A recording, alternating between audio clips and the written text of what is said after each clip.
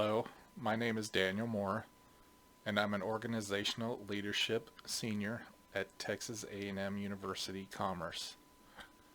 I found this program because I was looking for a way to finish my degree because I had spent many years just floundering around, not really focused on what I wanted to do. And this program came up that allowed me to fill a gap in leadership at my current company. I'm here today to share my experience in this program and to tell everyone about how I went from not knowing anything about leadership to knowing probably more than I should.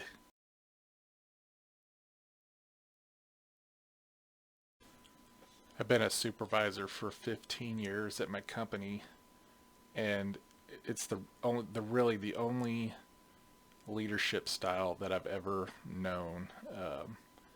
They operate with a very vertical, top-down structure, authoritarian style, and what they do is they'll pay people more than they could get at some other job and use fear to try and get them to do what they want, to control them. And it doesn't really sound like a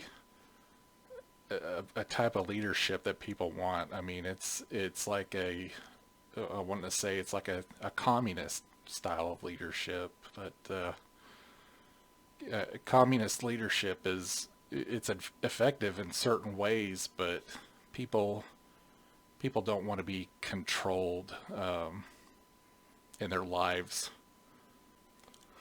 I've always known that there was a better way to lead people, and I knew that I didn't. There had to be a better way. 15 years in that type of environment, I couldn't do it anymore. I had to learn something new. I had to figure out actually what good leaders do to motivate people.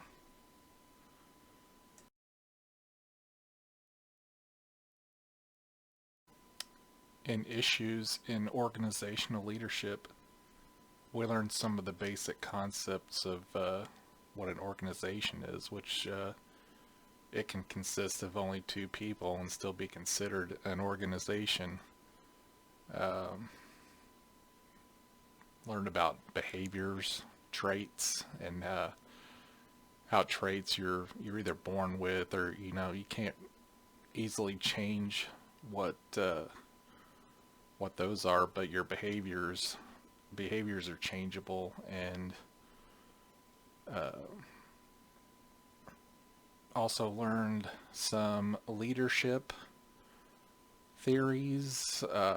I particularly like servant leadership and supportive leadership because I want to help people, and I want to be able to teach them how to do what I'm doing when I'm not there.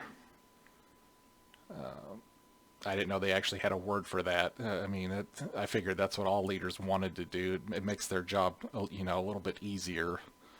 Um, Learn about some uh,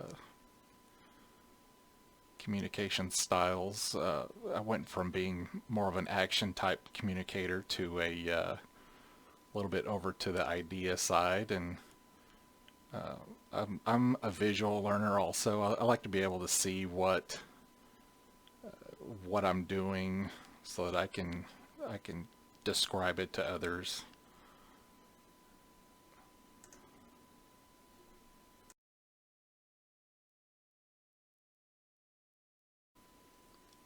I had the most fun in the data-driven decision-making classes because, as I said earlier about being a visual learner, um, getting to do all the spreadsheets, seeing the numbers, seeing the graphs, You're gathering all that data and creating tools to use with the data, like the slicers, which is like a modern day treasure hunt.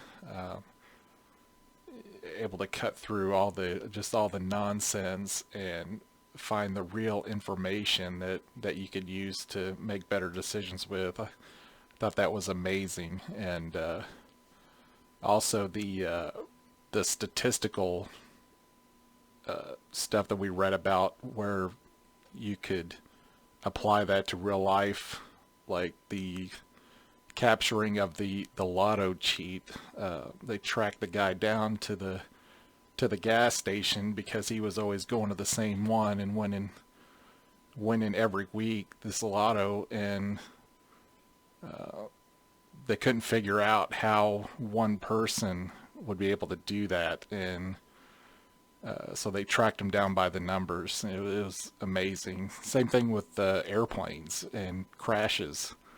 You know, you're always hearing about airplane crashes on the news, or in real life, it's in reality, it's you know, there's so many planes flying, and when one does crash, it's the statistical probability of it happening again is just ridiculously large, and it's amazing what numbers actually tell people about what's going on in the world.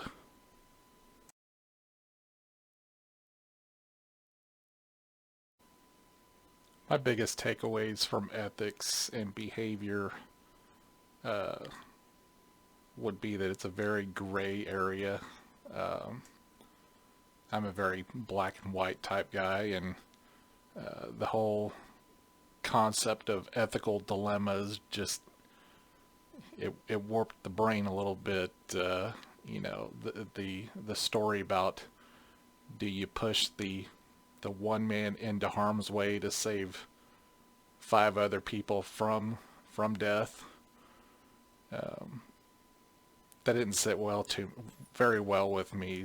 You get into the argument, the good of the many outweigh the good of the few, or the one. Um, Maybe it does, and maybe it doesn't. You don't know the whole story unless you're there or you are those people. Um, another big issue was dehumanization and how rampant it is in the world. You've got that going on in business and in the medical field. People committing uh, sexual assaults, sexual harassment. It's not a very good thing, and I didn't really like that whole concept. How can you uh, keep from treating somebody like they're a human being? It's a terrible thing to do. And the other story about that guy Carlos Ghosn, who saved Nissan, had the biggest major turnaround for a company, going into debt, and totally turned that place around. And then here, within the last couple of years, uh, it was found out that, you know, he was embezzling money from the company that he saved. I mean, I couldn't believe it. I wrote a paper about the guy, and uh, it, his saving the company was it was perfect. Just the working interculturally with the Japanese and French companies, and it was perfect. And then to see that happen, it was it was almost heartbreaking. It was incredible. Um, I had that class. It was almost a couple of years now, and I still, that whole action just sticks out in my brain all the time.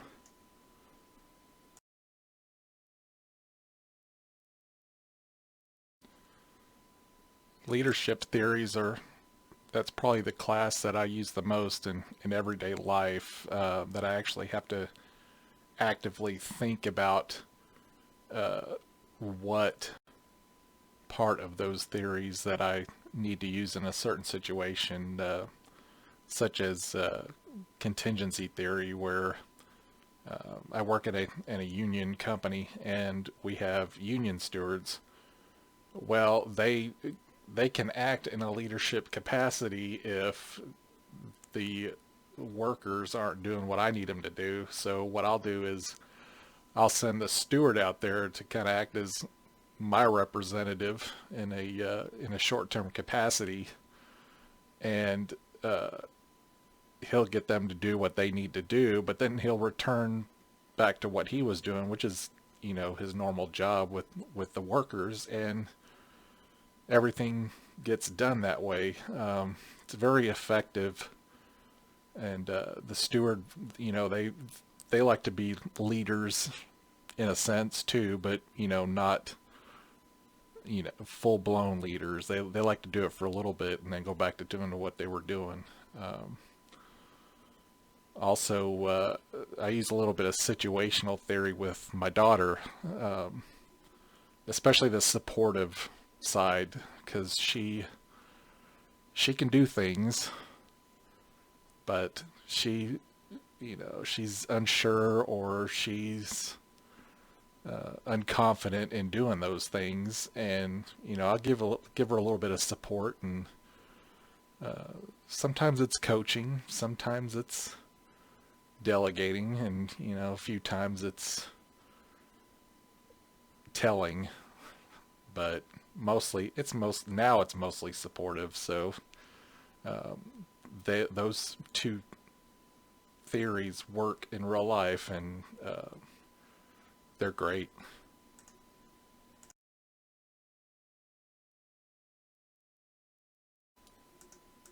Change gets harder the older I get, but the biggest problem with change management, change leadership, is the fact that organizations have problems with communicating those changes with their subordinates. That could be regarding, layoffs, or just, to something simple that people get set in their ways and always plan on doing. And when people, management, leadership, just up and decide, oh, we're going to change this, we're going to do it now, and there's no transition process of doing that, then people get mad. People think that you're not respecting them, and that kind of gets into the whole ethical dehumanization thing. Leadership is not thinking about their followers when they don't give them some idea of what's going to happen to them, and it's disheartening. But I think that if organizations focused on communication, that would go a long way. People would respond to it.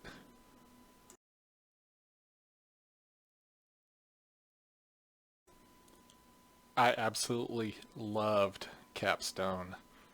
Uh, I'm a very I love applying knowledge to everyday tasks, and Capstone was just full of that. I got to see and apply what other leaders were doing in their lives, from a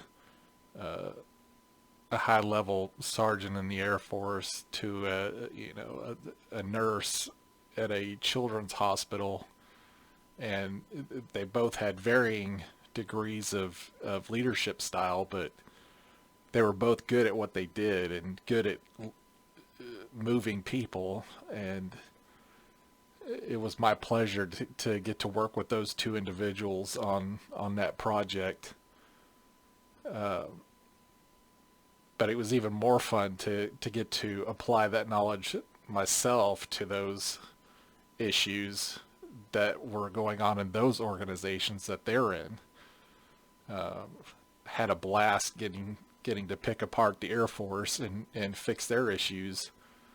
Um, and it was funny that I was able to, or I could have solved some of those issues using different methods, such as I tried to solve the pilot shortage problem with using data-driven decision making, where I could have also done it with process improvement or even with ethics, because of the way pilots may have been treated by their leaders, and they just didn't feel like sticking around through, you guessed it, dehumanization. My research didn't get me that far, but I kind of have a feeling that if I dug a little bit deeper into that, that could have been a solution as well. And it was a blast. I'm glad it's over, but I'm glad I went through that process.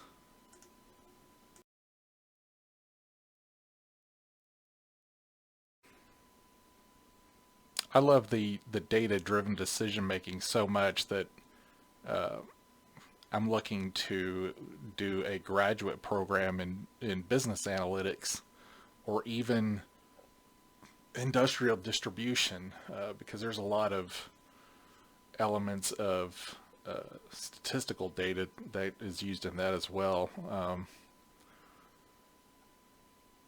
I really enjoyed the numbers, the statistics, the spreadsheets, the digging for the diamonds in the dirt, and there's nothing like, you know, finding it and saving your company, you know, from doom, or finding them new ways to be more efficient. I really like efficiency, and I think I could benefit most being in a program like that.